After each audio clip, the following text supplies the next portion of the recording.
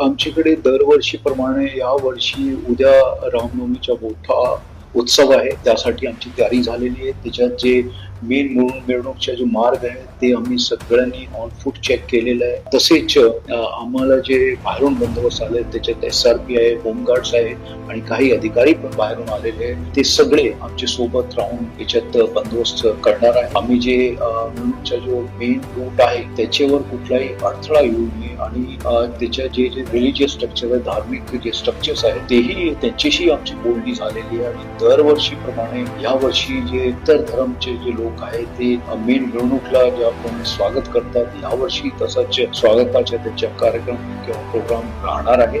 जो ड्रोन आहे तो या बंदोबस्तामध्ये पण त्याचा वापर होणार आहे आणि सेक्टर वाईज ते आपण वापरणार आहे. आणि त्याचा इम्पॅक्ट असा होईल की आम्हाला एक फुटेज मिळतात की कोण लोक आहेत त्याचे काही वेळेस काही असामाजिक तत्व पण त्याच्यात गैरफायदा घेण्याचा प्रयत्न करतात. तर त्यांच्या सगळ्यांवर आमची नजर राहील.